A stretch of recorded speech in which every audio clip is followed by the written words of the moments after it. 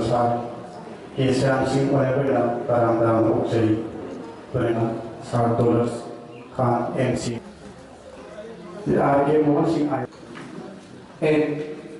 Yantopogi for Masi, Hogzi, Makasa, Toro, Shri Helen, Asi.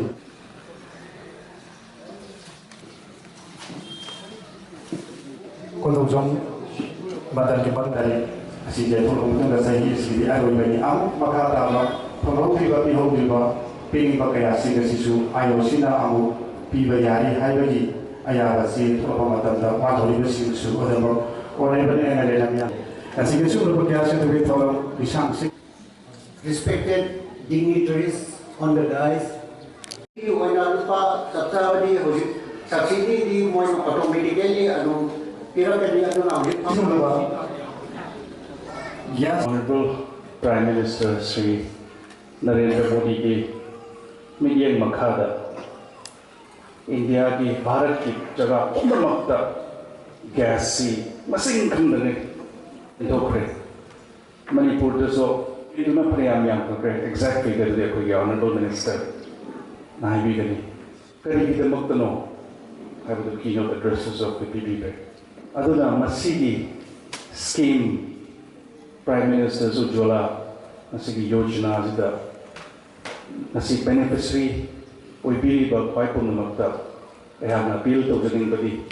masigi scheme ji sarkarna pidhare masaya koi IOC official na hi bi to yam phajana sijana bi ba duga government ki scheme ma pire na hajuna atopada transfer to su yaga to na te officially atopada mu yon ye hagena khan base masi jaga khara to thina da na te thina ye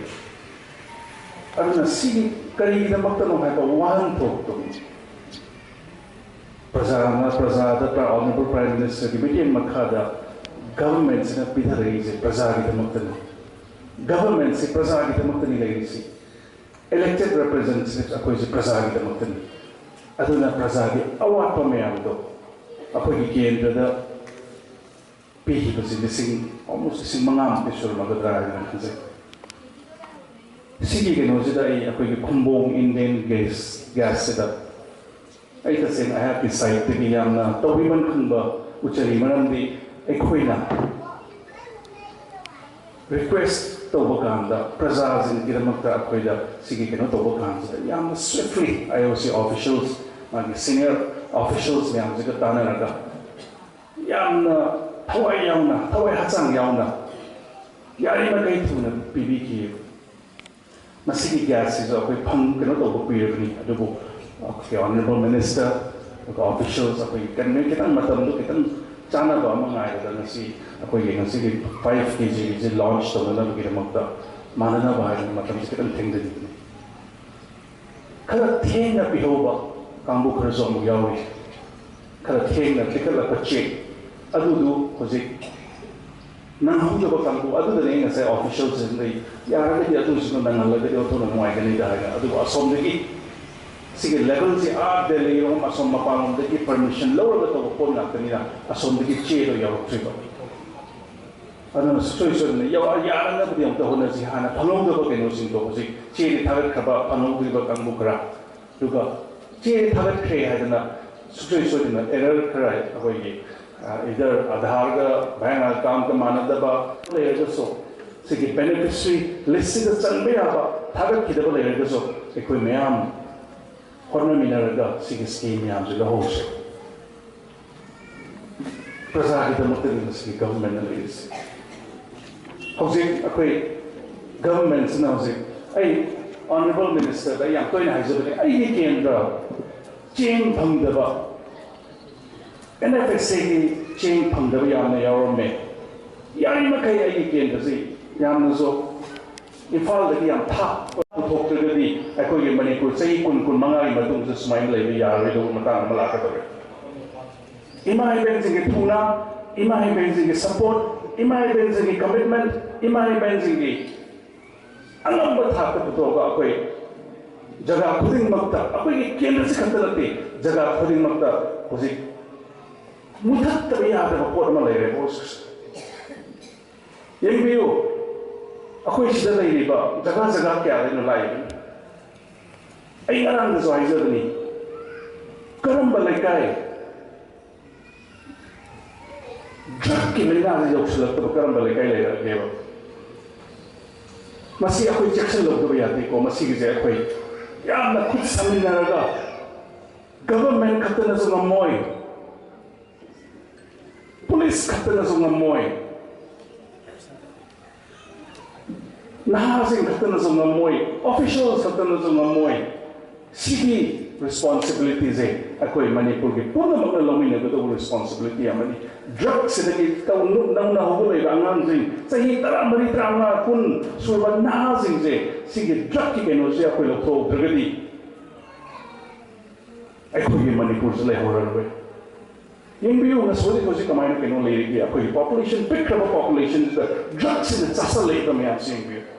यंबियो मिट उसे यंबियो करम लेकाय बजी ऐ हता है अकोई केंद्र की मनुन जुदा सहाय के करम लेकाय ड्रग चादबा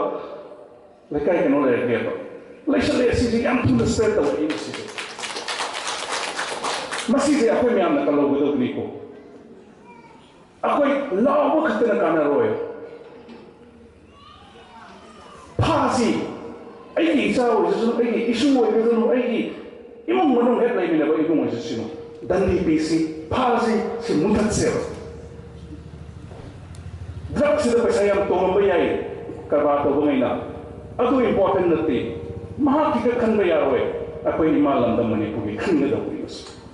ऐ जगह खुदिंगे ऐ ड्रग की इशू हायरबनी मनंदी याम किनिंगाय व पोरम ओइरे सरकार भारी होजे क्रोर क्या की ड्रग से भारी फादब क्या सो फाब ngमदब लोना तोबा यामना ngमदब क्या सो याम बिदोइने सी मरक सिदा कनाना चारी के सी प्रोसेस एकोई इमुंग मनु एकोई मणिपुर द लेबा इचिनेना इचाई साजुन चाई सुजिन द चाब ओरगनी ड्रग न चाब कान सिदा मसा खतनते को सोइसे मागी इंग खतनते सोइसे लेकाई दु खतनते सोइसे खुंबम दु खतनते अकोगी इमा लंदम मणिपुर जगह पुन्नमक तरि सोतरिस अकोई होजे मणिपुर दगिनी यामना फजरबा शांति लाबा डेवलपमेंट के माइले दे चलिबा लमनी हाइदना अकोई होजे नुगाइना सुमाइना लेइबसे सिगी लेना सुम संतोगा सुम चासल पकांददी अकोई हाइदो लेहौदर कांददी अकोई मियोइबा हाइबा अकोई लेहौदर कांददी अकोई उपाय लेरो जाना मुख चासल अनाब कया कैंसर नहा जिना अमुक कनो तौरिबा नहादा नारोइदो लैना क्या सिना अमुक चासल यूनी हाइदना स्प्रिट योलग थकपद कया सीजन अकोई भी मसिंग जो क्या नो लेहोगुदो नुसी मयाम स्टेकर तो कांस थोक्तगदी अकोई मणिपुर सही कुन मंगाई मतुंग सुमाइन लेबे यारोइदो मतांग मलाकदो इमा बेंजिंग थुना इमा बेंजिंग सपोर्ट इमा बेंजिंग कमिटमेंट इमा बेंजिंग अनंब थाक पुतोगा अकोई जगह खुदिंग मक्ता अकोई केंद्र से खतलते जगह खुदिंग मक्ता होजी मुथत यादब पोट म लेरे बोस यंबियो अकोई सिदा लेरिबा जगह जगह क्या लेनो लाइबनी ऐ ngरंग जो हाइजबनी करम लेकाय ड्रग की लाइना यौसलक्तब करम लेकाय लेरगेबा मसी अकोई चेक्सलौदब यादेको मसीगिसे अकोई यामना खुद समिनरगा गवर्नमेंट खतनसु ngमोय पुलिस खतनसु ngमोय नहासिंग खतनसु ngमोय ऑफिशियल्स खतनसु ngमोय सिगी responsibilities है अकोई मणिपुर के पूर्ण मगन लमिने गदो responsibility अमनी ड्रग सिदगी तउनु नंगना होबले अंगांजिंग सही तरा मरी त्रांगा कुन सुबा नहासिंग जे सिगी ड्रग की केनो से अकोई लथो द्रगदी ꯑꯩꯈꯣꯏꯒꯤ ꯃꯅꯤꯄꯨꯔꯁꯨ ꯂꯩꯍꯧꯔꯔꯣꯏ ꯌꯦꯡꯕꯤꯌꯨ ꯉꯁꯣꯏꯗꯤ ꯍꯧꯖꯤꯛ ꯀꯃꯥꯏꯅ ꯀꯩꯅꯣ ꯂꯩꯔꯤꯒꯦ ꯑꯩꯈꯣꯏꯒꯤ ꯄꯣꯄꯨꯂꯦꯁꯟ ꯄꯤꯛꯈ꯭ꯔꯕ ꯄꯣꯄꯨꯂꯦꯁꯟꯁꯤꯗ ꯗ꯭ꯔꯒꯁꯤꯅ ꯆꯥꯁꯤꯜꯂꯛꯏꯕ ꯃꯌꯥꯝꯁꯤ ꯌꯦꯡꯕꯤꯌꯨ ꯌꯦꯡꯕꯤꯌꯨ ꯃꯤꯠ ꯎꯁꯤꯜꯂꯒ ꯌꯦꯡꯕꯤꯌꯨ ꯀꯔꯝꯕ ꯂꯩꯀꯥꯏ ꯍꯧꯖꯤꯛ ꯑꯩ ꯍꯦꯛꯇ ꯍꯥꯏꯒꯦ ꯑꯩꯈꯣꯏ ꯀꯦꯟꯗ꯭ꯔꯒꯤ ꯃꯅꯨꯡꯁꯤꯗꯁꯨ ꯍꯥꯏꯒꯦ ꯀꯔꯝꯕ ꯂꯩꯀꯥꯏ ꯗ꯭ꯔꯒ ꯆꯥꯗꯕ ꯂꯩꯀꯥꯏ ꯀꯩꯅꯣ ꯂꯩꯔꯒꯦꯕ ꯂꯩꯁꯜꯂꯦ ꯑꯁꯤꯁꯦ ꯌꯥꯝ ꯊꯨꯅ ꯁ꯭ꯄ꯭ꯔꯦꯗ ꯇꯧꯔꯛꯏ ꯃꯁꯤꯁꯦ ꯃꯁꯤꯁꯦ ꯑꯩꯈꯣꯏ ꯃꯌꯥꯝꯅ ꯀꯜꯍꯧꯒꯗꯕꯅꯤꯀꯣ ꯑꯩꯈꯣꯏ ꯂꯥꯎꯕ ꯈꯛꯇꯅ ꯀꯥꯟꯅꯔꯣꯏ ꯐꯥꯁꯤ ꯑꯩꯒꯤ ꯏꯆꯥ ꯑꯣꯏꯖꯁꯅꯨ ꯑꯩꯒꯤ ꯏꯁꯨ ꯑꯣꯏꯖꯁꯅꯨ ꯑꯩꯒꯤ ꯏꯃꯨꯡ ꯃꯅꯨꯡ ꯍꯦꯛ ꯂꯩꯃꯤꯟꯅꯕ ꯏꯃꯨꯡ ꯑꯣꯏꯖꯁꯅꯨ ꯗꯟꯗꯤ ꯄꯤꯁꯤ ꯐꯥꯁꯤ ꯁꯤ ꯃꯨꯊꯠꯁꯦꯕ ꯗ꯭ꯔꯒꯁꯤꯗ ꯄꯩꯁꯥ ꯌꯥꯝ ꯇꯣꯡꯉꯝꯕ ꯌꯥꯏ ꯀꯔꯕꯥꯔ ꯇꯧꯕꯉꯩꯅ ꯑꯗꯨ ꯏꯝꯄꯣꯔꯇꯦꯟ ꯅꯠꯇꯦ ꯃꯍꯥꯛꯀꯤꯒ ꯈꯟꯕ ꯌꯥꯔꯣꯏ ꯑꯩꯈꯣꯏ ꯏꯃꯥ ꯂꯝꯗꯝ ꯃꯅꯤꯄꯨꯔꯒꯤ ꯈꯟꯒꯗꯧꯕꯅꯤ ꯃꯁꯤ ꯑꯩ ꯖꯒꯥ ꯈꯨꯗꯤꯡꯒꯤ ꯑꯩꯁꯤ ꯗ꯭ꯔꯒꯀꯤ ꯏꯁꯨꯁꯦ ꯍꯥꯏꯔꯕꯅꯤ ꯃꯅꯨꯡꯗꯤ ꯌꯥꯝ ꯀꯤꯅꯤꯡꯉꯥꯏ ꯑꯣꯏꯕ ꯄꯣꯠ ꯑꯃ ꯑꯣꯏꯔꯦ ꯁꯔꯀꯥꯔꯅ ꯐꯥꯔꯤ ꯍꯧꯖꯤꯛ ꯀ꯭ꯔꯣꯔ ꯀꯌꯥꯒꯤ ꯗ꯭ꯔꯒꯁꯦ ꯐꯥꯔꯤꯑꯕ ꯐꯥꯗꯕ ꯀꯌꯥꯁꯨ ꯐꯥꯕ ꯉꯝꯗꯕ ꯂꯣꯟꯅ ꯇꯧꯕ ꯌꯥꯝꯅ ꯉꯝꯗꯕ ꯀꯌꯥꯁꯨ ꯌꯥꯎꯔꯝꯈꯤꯗꯣꯏꯅꯦꯕ ꯁꯤꯒꯤ ꯃꯔꯛꯁꯤꯗ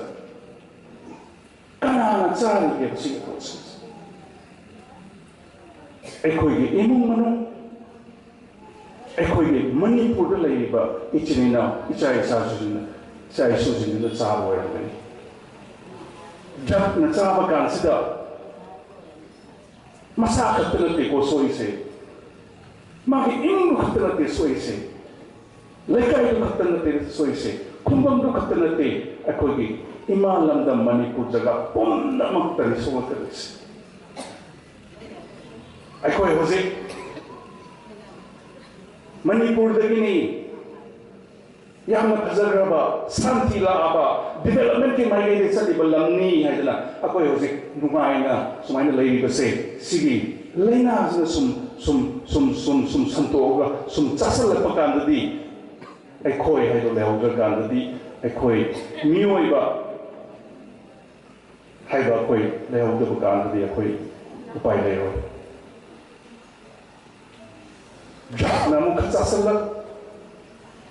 ꯑꯅꯥꯕ ꯀꯌꯥ ꯀꯦꯟꯁꯔ ꯅꯍꯥꯁꯤꯡꯁꯤꯅ ꯑꯃꯨꯛ ꯀꯩꯅꯣ ꯇꯧꯔꯤꯕ ꯅꯍꯥꯗ ꯅꯥꯔꯣꯏꯗꯕ ꯂꯩꯅꯥ ꯀꯌꯥ ꯁꯤꯅ ꯑꯃꯨꯛ ꯆꯥꯁꯤꯜꯂꯛ ꯌꯨꯅꯤ ꯍꯥꯏꯗꯅ ꯁ꯭ꯄꯤꯔꯤꯠ ꯌꯣꯜꯂꯒ ꯊꯛꯄꯗ ꯀꯌꯥ ꯁꯤꯖꯤꯜꯂꯛ ꯑꯩꯈꯣꯏꯒꯤ ꯃꯁꯤꯡꯁꯤꯕꯨ ꯀꯌꯥꯃꯨꯛ ꯂꯩꯍꯧꯒꯗꯣꯏꯅꯣ ꯁꯤ ꯃꯌꯥꯝꯁꯤꯗ ꯀꯩꯅꯣ ꯇꯧꯕ ꯀꯥꯟꯁꯤꯗ ꯁꯤꯁꯨ ꯑꯗꯨꯝ ꯊꯣꯛꯏ ꯑꯩꯈꯣꯏ ꯃꯅꯤꯄꯨꯔ ꯌꯧꯔꯛꯑꯗꯤ ꯃꯣꯕꯥꯏꯜ ꯐꯥꯎꯗ ꯑꯗꯨꯝ ꯆꯤꯟ ꯊꯤꯕ ꯃꯥꯟꯕ ꯍꯥꯏꯗꯤ ꯃꯣꯕꯥꯏꯜꯁꯦ ꯈꯤꯇꯪ ꯌꯥꯝ ꯅꯣꯠ ꯔꯤꯆꯦꯕꯜ ꯍꯦꯛꯇ ꯍꯥꯏꯖꯤꯜꯂꯛꯄꯒꯨꯝꯕ ꯑꯗꯒꯤ ꯁ꯭ꯋꯤꯆ ꯑꯣꯐ ꯇꯧꯁꯨ ꯇꯧꯗꯅ ꯁ꯭ꯋꯤꯆ ꯑꯣꯐ ꯑꯣꯏꯅ ꯀꯝꯄ꯭ꯌꯨꯇꯔ ꯐꯥꯎꯗ ꯕꯦꯔꯥ ꯂꯩ ꯑꯗꯣ ꯉꯁꯤꯁꯤ ꯑꯩ all Manipur transport student transport ꯑꯦꯁꯣꯁꯤꯌꯦꯁꯟꯒꯤ ꯐꯪꯁꯟ ꯑꯃ ꯑꯆꯧꯕ ꯐꯪꯁꯟ ꯑꯃ ꯌꯥꯎꯔꯒ ꯑꯩ ꯄ꯭ꯔꯣꯒ꯭ꯔꯥꯝ ꯂꯣꯏꯗ꯭ꯔꯤꯉꯩꯗ ꯑꯦꯛꯖꯦꯛ ꯇꯥꯏꯃꯤꯡꯗ ꯑꯩꯈꯣꯏ ꯕꯪꯀꯤꯝ ꯇꯧꯔ ꯍꯪꯉꯝꯕꯅꯤ ꯔꯟꯖꯟꯗ ꯑꯩ ꯁ꯭ꯄꯣꯔꯠꯇ ꯂꯥꯛꯄꯗ ꯃꯤꯅꯠ ꯀꯌꯥ ꯆꯪꯒꯗꯒꯦ ꯉꯁꯤꯁꯨ ꯁꯦꯝ ꯀꯟꯗꯤꯁꯟꯗ GPS ꯑꯩꯈꯣꯏꯅ ꯏꯟꯇꯔꯅꯦꯠꯀꯤ ꯈꯨꯠꯊꯥꯡꯗ ꯃꯣꯕꯥꯏꯜꯗ ꯇꯧꯔꯒ ꯂꯝꯕꯤꯁꯤ ꯇ꯭ꯔꯦꯛꯀꯤꯡꯁꯤ ꯑꯩ ꯃꯥꯂꯣꯝꯗꯩ ꯆꯪꯉꯛꯄꯅꯤ ꯃꯥꯂꯣꯝ ꯐꯥꯎꯔꯒ ꯂꯥꯛꯄ ꯑꯗ ꯂꯝꯕꯤꯁꯤ ꯌꯧꯗꯦ ꯃꯇꯝꯁꯨ ꯌꯥꯝ ꯃꯥꯡꯉꯤ ꯀꯔꯤꯒꯤꯅꯣ ꯑꯗꯨ ꯌꯥꯝ ꯅꯛꯅ ꯂꯩꯕ ꯂꯝꯕꯤꯗꯨꯕꯨꯅ ꯁꯤꯗ ꯂꯥꯛꯄꯅꯦꯅ ꯀꯅꯥꯅꯣ ꯏꯃꯥ ꯏꯆꯜ ꯏꯆꯥ ꯑꯃ ꯑꯣꯇꯣ ꯇꯣꯡꯉꯒ ꯃꯣꯏ ꯊꯦꯡꯅꯔꯒ ꯍꯪꯕ ꯀꯥꯟꯗ ꯂꯝꯕꯤꯁꯦ ꯍꯣꯠꯅꯔꯦ ꯁꯣꯝꯗ ꯆꯠꯂꯒꯗꯤ ꯂꯝꯕꯤꯁꯨ ꯐꯠꯇ꯭ꯔꯦ ꯑꯃꯨꯛ ꯍꯟꯅ ꯆꯠꯁꯦꯅ ꯁꯣꯝꯗ ꯊꯣꯛꯂꯛꯄ ꯑꯗꯨꯗ ꯃꯇꯝ ꯃꯥꯡꯈꯤꯕꯅꯤ ꯅꯠꯇ꯭ꯔꯒꯗꯤ ꯖꯁ 1 PM ꯂꯥꯛꯀꯗꯕꯅꯤ ꯂꯥꯏꯕꯛ ꯊꯤꯕ ꯍꯥꯏꯇꯥꯔꯦ ꯑꯩꯅ ꯊꯝꯖꯅꯤꯡꯉꯤꯗꯤ ꯃꯣꯕꯥꯏꯜ ꯑꯣꯏꯔꯣ ꯏꯟꯇꯔꯅꯦꯠ ꯑꯣꯏꯔꯣ ꯔꯥꯟꯇꯤꯋꯥꯂꯥ ꯑꯣꯏꯔꯣ ꯄ꯭ꯔꯖꯥ ꯑꯣꯏꯔꯣ ꯑꯩꯈꯣꯏꯅ ꯑꯣꯏꯗ ꯄꯥꯗꯕ ꯉꯥꯡꯕ ꯆꯤꯟ ꯊꯤꯕꯒꯤ ꯊꯕꯛꯁꯦ ꯃꯁꯤꯅ ꯃꯔꯝ ꯑꯣꯏꯗꯅ ꯑꯩꯈꯣꯏꯁꯦ ꯁꯣꯁꯥꯏꯇꯤꯁꯦ ꯆꯥꯎꯈꯠꯇꯅꯕꯒꯤ ꯑꯆꯧꯕ ꯃꯔꯝ ꯑꯃ ꯑꯣꯏ ꯃꯇꯝ ꯃꯥꯡꯍꯜꯂꯤ ꯍꯥꯏꯕꯗꯨꯅꯤ ꯑꯩꯅ ꯑꯍꯥꯟꯕ ꯊꯝꯖꯔꯤꯁꯦ ꯊꯦꯡꯛ ꯌꯨ ꯑꯗꯣ ꯉꯁꯤ ꯃꯅꯤꯄꯨꯔꯁꯤ ꯑꯄꯤꯛꯄ ꯁ꯭ꯇꯦꯠꯅꯤ ꯑꯩꯈꯣꯏ ꯒ꯭ꯌꯥꯁ ꯗꯤꯂꯔ ꯍꯥꯏꯇꯥꯔꯦ ꯍꯧꯖꯤꯛ ꯏꯕꯣꯝ ꯇꯧꯔ ꯁꯨꯃꯥꯏꯅ ꯇꯧꯕꯁꯦ ꯃꯅꯤꯄꯨꯔꯗ 92 ꯅꯝꯕꯔꯁ ꯂꯩꯔꯦ 92 ꯁꯤꯒꯤ ꯗꯤꯂꯔꯁꯤꯅ ꯂꯣꯏꯅꯃꯛ ꯃꯅꯤꯄꯨꯔ ꯄꯨꯝꯅꯃꯛꯀꯤ ꯒ꯭ꯌꯥꯁ ꯑꯗꯩ ꯁꯄ꯭ꯂꯥꯏ ꯇꯧꯕꯤꯔꯤꯕ ꯑꯗꯨꯅ ꯃꯅꯤꯄꯨꯔꯗ ꯕꯤꯅꯤꯐꯤꯁꯔꯤꯁꯤ ꯐꯦꯃꯤꯂꯤ 5.8 ꯂꯥꯈ ꯂꯩꯔꯦ ꯍꯧꯖꯤꯛ ꯂꯥꯈ 5,000,000 ꯃꯔꯤꯐꯨ ꯍꯧꯖꯤꯛ ꯂꯩꯔꯦ ꯑꯗꯨꯒ ꯉꯁꯥꯏ PMUY ꯁ꯭ꯀꯤꯝꯁꯤꯒꯤ ꯃꯈꯥꯗ ꯑꯩꯈꯣꯏ 2,34,000 ꯁꯤ ꯎꯖꯥꯂꯥ ꯁ꯭ꯀꯤꯝꯒꯤ ꯃꯈꯥꯗ ꯕꯦꯅꯤꯐꯤꯁꯔꯤ ꯄꯤꯒꯗꯕꯁꯤꯗ ꯑꯩꯈꯣꯏꯅ ꯄ꯭ꯔꯖꯥꯁꯤꯡꯁꯤꯅ ꯂꯧꯈꯠꯂꯤꯕ ꯁ꯭ꯀꯤꯝꯁꯤ ꯈꯪꯕ ꯋꯥꯠꯄꯅꯤ ꯈꯪꯗꯦ ꯑꯩꯈꯣꯏꯅ ꯊꯤꯕ ꯋꯥꯠꯄꯅꯤ ꯈꯪꯗꯦ ꯑꯗꯒꯤ ꯗꯤꯂꯔꯁꯤꯡꯅ ꯈꯤꯇꯪ ꯃꯇꯝ ꯆꯥꯅ ꯄꯥꯎ ꯄꯤꯍꯧꯗꯕꯅꯤ ꯈꯪꯗꯦ ꯍꯧꯖꯤꯛꯁꯤ 2,53,000 ꯕꯦꯅꯤꯐꯤꯁꯔꯤ ꯄꯤꯒꯗꯕꯁꯤꯗ 1.5 lakh ꯁꯤ ꯍꯥꯏꯗꯤ 1,50,000 ꯄꯤꯔꯒ ꯍꯧꯖꯤꯛ ꯁ꯭ꯇꯣꯞ ꯇꯧꯔꯤ ꯀꯔꯤꯒꯤꯅꯣ ꯍꯥꯏꯇꯥꯔꯒꯗꯤ ꯚꯥꯔꯠ ꯄꯨꯝꯕꯒꯤ ꯑꯣꯏꯅ ꯀꯔꯣꯔ ꯉꯁꯥꯏꯒꯤ 9 ꯄꯤꯕꯒꯤ ꯇꯥꯔꯒꯦꯠ ꯇꯧꯕꯁꯤꯗ ꯃꯅꯤꯄꯨꯔꯒꯤꯗꯤ ꯁꯣꯟꯊꯔꯒ ꯇꯞꯊꯍꯧꯔꯦ ꯚꯥꯔꯠ ꯄꯨꯝꯕꯒꯤꯗꯤ ꯂꯣꯏꯔꯦ ꯑꯅꯗꯔ ꯁ꯭ꯀꯤꯝ ꯑꯃ ꯄꯥꯏꯈꯠꯂꯛꯄ ꯀꯥꯟꯗ ꯍꯧꯖꯤꯛ ꯁꯤꯒꯤ ꯁ꯭ꯀꯤꯝꯁꯦ ꯐꯪꯕ ꯌꯥꯕꯒꯤ ꯈꯨꯗꯣꯡꯆꯥꯕꯗꯨ ꯂꯩ ꯑꯗꯨ ꯉꯁꯤ ꯍꯥꯟꯅꯒꯤ ꯑꯩꯈꯣই 14.2 ꯁꯤꯗꯤ ꯃꯌꯥꯝ ꯑꯃ ꯂꯧꯅꯕ ꯈꯣꯠꯅꯕ ꯕꯨꯛ ꯇꯧꯕ ꯈꯣꯠꯄ ꯍꯧꯖꯤꯛꯐꯥꯎꯗ ꯑꯗꯨꯝ ꯆꯂꯥꯏꯔꯤ ꯑꯗꯨꯒ ꯀꯤꯂꯣ 5ꯒꯤ ꯉꯁꯤ ꯍꯧꯖꯤꯛ ꯄꯤꯒꯗꯣꯏꯕ ꯃꯁꯤꯡ 15ꯁꯤ ꯊꯥꯡꯗꯣꯛ ꯊꯥꯡꯖꯤꯟ ꯃꯔꯨꯑꯣꯏꯅ ꯏꯃꯥ ꯏꯕꯦꯜꯁꯤꯡꯅ ꯄꯨꯊꯣꯛ ꯄꯨꯁꯤꯟ ꯁꯥꯏꯀꯜꯗ ꯍꯥꯞꯄꯁꯨ ꯀꯔꯤꯒꯨꯝꯕ ꯉꯥꯏꯍꯥꯛ ꯆꯠꯂ ꯂꯧꯔꯁꯨ ꯌꯥꯝ ꯌꯥꯡꯕ ꯑꯗꯨꯒ ꯒ꯭ꯌꯥꯁꯀꯤ ꯃꯥꯒꯤ ꯀꯦꯄꯥꯁꯤꯇꯤꯁꯨ ꯌꯥꯝ ꯋꯥꯡꯕ ꯄꯤꯛꯅꯗꯤ ꯎꯕ ꯑꯗꯨꯅ ꯃꯁꯤ ꯌꯥꯝꯅ ꯍꯦꯟꯗꯜ ꯇꯧꯕꯗ ꯈ꯭ꯋꯥꯏꯗꯒꯤ ꯈꯨꯗꯣꯡꯆꯥꯕ ꯑꯣꯏꯕ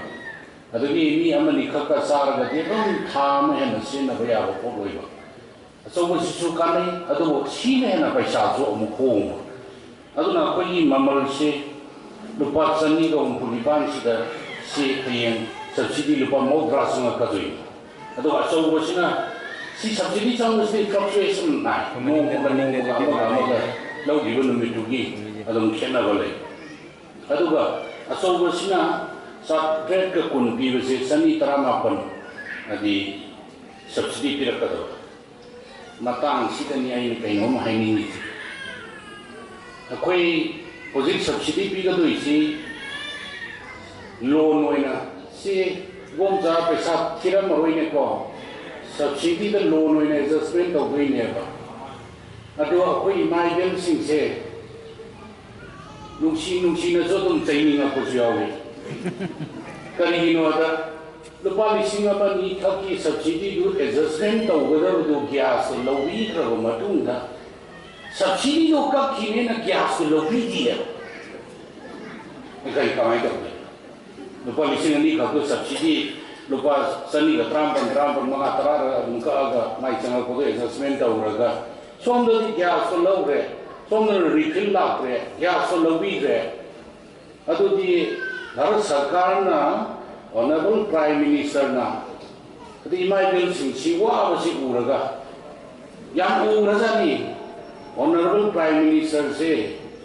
ꯌꯦꯡꯕꯤꯌꯣ ꯐꯦꯁꯕꯨꯛꯇ ꯀꯩꯗ ꯃꯃꯥꯕꯨ ꯌꯥꯝꯅ ꯅꯨꯡꯁꯤꯅ ꯂꯨꯅ ꯇꯧꯖꯕ ꯈꯣꯠꯆꯕ ꯃꯥꯒꯤ ꯕꯥꯔꯗꯦꯗꯒ ꯅꯣꯡ ꯐꯥꯗꯣꯛ ꯆꯠꯂꯒ ꯑꯗꯩ ꯃꯃꯥꯗ ꯃꯥꯅ ꯃꯉꯣꯟꯗ ꯏꯟꯕ ꯑꯆꯥꯄꯣꯠ ꯃꯥꯅ ꯏꯟꯕ ꯑꯗꯣ ꯃꯥꯗꯤ ꯚꯥꯔꯠ ꯄꯨꯝꯅꯃꯛꯀꯤ ꯃꯃꯥꯁꯦ ꯃꯃꯥꯒꯨꯝꯅ ꯈꯟꯕ ꯃꯤꯁꯛ ꯑꯃꯈꯛꯅꯤ ꯑꯗꯨꯅ ꯈꯪꯉꯤ ꯍꯨꯏ ꯚꯥꯔꯠꯀꯨꯝꯕ ꯂꯝꯗꯝꯗꯗꯤ ꯌꯦꯡꯕꯤꯌꯣ ꯅꯨꯄꯥꯅ ꯌꯨ ꯊꯛꯑꯒ ꯇꯥꯏꯅꯔꯦ ꯃꯄꯥꯅ ꯌꯨ ꯊꯛꯑꯒ ꯇꯥꯏꯅꯔꯦ ꯃꯃꯥꯗ ꯃꯆꯥ ꯐꯠꯇ꯭ꯔꯦ ꯌꯨ ꯉꯥꯎꯕ ꯗ꯭ꯔꯒ ꯆꯥꯕ ꯑꯩ ꯍꯧꯖꯤꯛ ꯔꯟꯖꯟꯅ ꯍꯥꯏꯕꯤꯈꯤꯕꯗꯣ ꯑꯗꯨ ꯇꯧꯔꯦ ꯃꯆꯥ ꯑꯗꯨꯒ ꯆꯥꯛ ꯏꯁꯤꯡ ꯊꯣꯡꯕ ꯀꯥꯟꯗ ꯑꯩꯈꯣꯏ ꯃꯅꯤꯄꯨꯔꯗ ꯈꯔ ꯐꯩ ꯑꯇꯣꯞꯄ ꯖꯒꯥꯁꯤꯡꯗꯗꯤ ꯁꯟꯊꯤ ꯑꯗꯒꯤ ꯆꯔꯨ ꯈꯣꯡ ꯎꯅꯥ ꯋꯥꯅꯥ ꯅꯥꯄꯤꯁꯤꯡꯒꯤ ꯑꯐꯪꯕꯅ ꯆꯥꯛ ꯊꯣꯡꯉꯒ ꯃꯃꯤꯠ ꯃꯅꯥꯗꯨ ꯎꯗꯕꯣꯏ ꯃꯁꯥꯗꯨꯁꯨ ꯍꯦꯜꯊ ꯍꯖꯥꯔꯗ ꯑꯣꯏꯕ ꯑꯗꯒꯤ ꯁꯣꯝꯗꯁꯨ ꯃꯇꯝ ꯃꯌꯥꯝ ꯑꯃ ꯃꯥꯡꯕ ꯑꯋꯥꯕ ꯃꯌꯥꯝꯗꯨ ꯈꯪꯉꯕ ꯃꯇꯨꯡꯗ ꯚꯥꯔꯠꯀꯤ ꯂꯩꯔꯤꯕ ꯏꯃꯥ ꯏꯕꯦꯜ ꯃꯌꯥꯝꯁꯦ ꯋꯥꯍꯟꯕ ꯌꯥꯗ꯭ꯔꯦ ꯏꯃꯨꯡ ꯃꯅꯨꯡ ꯄꯨꯕꯗꯁꯨ ꯋꯥꯕ ꯃꯆꯥ ꯃꯁꯨꯒꯤ ꯏꯃꯨꯡ ꯃꯅꯨꯡ ꯂꯣꯏꯅ ꯋꯥꯔꯤꯁꯤꯡꯁꯦ ꯀꯣꯟꯗꯕ ꯌꯥꯗꯦꯅ ꯒ꯭ꯌꯥꯁꯁꯤ ꯚꯥꯔꯠ ꯁꯔꯀꯥꯔꯅ ꯄꯩꯁꯥ ꯇꯤꯡꯉꯒ ꯁꯕꯁꯤꯗꯤ ꯄꯤꯔꯛꯑꯒ ꯁꯤꯒꯤ ꯈꯨꯗꯣꯡꯆꯥꯕꯁꯦ ꯄꯤꯔꯤꯅꯦꯕ ꯃꯗꯨꯒꯤ ꯏꯝꯄꯣꯔꯇꯦꯟꯁꯇꯣ ꯈꯪꯗꯗꯅ ꯁꯣꯝꯗ ꯁꯕꯁꯤꯗꯤ ꯈꯤꯇꯪ ꯂꯨꯄꯥ 1,000-2,000 ꯍꯥꯏꯗꯤ ꯃꯗꯨꯗ ꯑꯩꯈꯣꯏ ꯅꯣꯡꯄꯣꯛꯁꯤ ꯁꯦꯡꯗ꯭ꯔꯤꯕꯅꯦꯕ ꯑꯗꯨ ꯑꯣꯏꯇꯥꯔꯗꯤ ꯚꯥꯔꯠꯀꯤ ꯄ꯭ꯔꯥꯏꯝ ꯃꯤꯅꯤꯁꯇꯔꯅ ꯏꯃꯥ ꯏꯕꯦꯜꯒꯤ ꯈꯟꯖꯔꯤꯕ ꯋꯥꯈꯜꯂꯣꯟꯗꯣ ꯑꯩꯈꯣꯏꯅ ꯄꯥꯎꯈꯨꯝ ꯄꯤꯔꯤꯕ꯭ꯔꯥ ꯇꯧꯕꯤꯒꯅꯨ ꯁꯤ ꯊꯕꯛꯁꯦ ꯃꯟꯇ꯭ꯔꯤꯅ ꯉꯥꯡꯕ ꯍꯥꯏꯁꯦ ꯁꯤꯗ ꯇꯤꯟꯕ ꯏꯃꯥ ꯏꯕꯦꯜ ꯈꯛꯇ ꯅꯠꯇꯦꯀꯣ ꯐꯣꯔꯦꯟ ꯃꯦꯗꯤꯌꯥ ꯌꯥꯎꯔꯗꯤ ꯃꯅꯤꯄꯨꯔ ꯄꯨꯝꯅꯃꯛꯀꯤ ꯏꯃꯥ ꯏꯕꯦꯜꯁꯤꯡꯗꯅꯦ ꯑꯩꯅ ꯑꯄꯤꯜ ꯇꯧꯖꯔꯤꯁꯦ ꯀꯣꯟꯗꯣꯛꯖꯝꯒꯤ ꯋꯥ ꯅꯠꯇꯦ ꯑꯩ ꯏꯁꯥꯃꯛ ꯊꯦꯡꯅꯔꯕꯅꯤ aduna madu tawpa kandadi prime minister ni ningba target tungdre adagi transport somda dealers sing awaba oire loan lupa lakh mayam ama ngasi moina puthokchari ni se ayo sidadi bisarti de adami adu subsidy do pi dagadi kamai moi mayam ni seba tawu ngamani si akui na khanba darkar lei aduna akui kunai choklan gi hai targadi politician akui oro official oro honorable MLA sing oro imaibel oro ai gi responsibility ai gi daita se khanna madu da thau tawrakana ne samaj na sakla kadai usi gyasi ele ne kana makara di usi ICB da impact na traga local channel on na traga paper hapo ko kanda sekarang siam laga gyasi en badabu Dr. Sapum Ranjan ura politics awi highway ni mayam na koi thagal ni sibukari dino mayam na koi thagal ni se praja gi awa ba lai kalare mating pana na basung ba gyas khangde ama khangde local area development khangde naksa gi sing khangde si akui thau ni akui thau tau jiri ba akoi na moi na politics awi na hai do bu ya ri ga aduna aikoi tabung bo tabu kan mi na criticize tabu do aikoi taningai oite aduna tasinadi akoi oje Bharat Prime Minister na lokat pa Ujala scheme ni kya sima petri di puna muna di singhari maram di piri ba benefit ka tu dan natte Bharat ya chobul singba mana uri ba magi wakallo grassroots level da kundar ka tawai ba thawak tu ne ba petri nyam na counter usia koi manipur kharap pai yum lai taba mi lai te pi azu saw azu di nappa go azu skin piri ba maya usi akoi Ayushman Bharat ana honorable CM nasu kogo kodi honorable prime minister dagi honorable CM hale adi CM ki haksel ki chief minister ki haksel ki temang ana 2 lakhs pi badu usi honorable MLA sing tana viva official sing kauraga adum niti niyom jumba sing nodi loina ba ko empanel tawga cheno sing tana ba ye koi khudong jaba phangan prime minister dina adi 5 lakh si pi daga lai aduna akoi any thabak ama tawba kan da picture sunu chawja sunu magi level tongana kheda ba lai su ai ki level da aina tawri ba thabak sina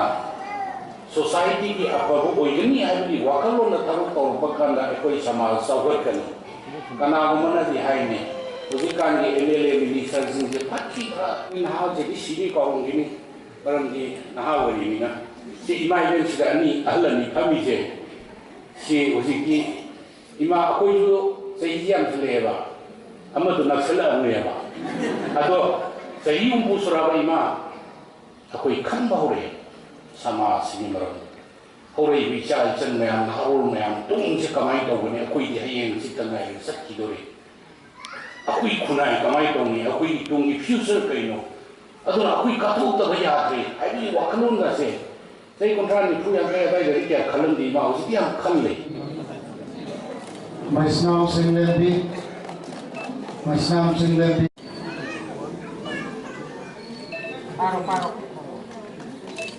Lai Madevi Sam Savarga Lidium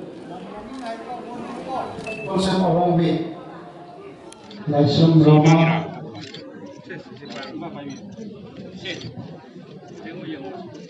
nga thong sa na lupa sa wa ko bi me dia na to Laisum Roma nga so nga sa bi ang si tongan zabra ni to ga sina sa ko ngai ni ko Tebong Nantobi Devi lagi haksang ga gas masa Lasmani Raisam Lasmani di tauri hai ga Amonsam Bandhuri Jisi Direksi Amonsam Bandhuri sama ini na mo sa na tra sumari le na pui ro la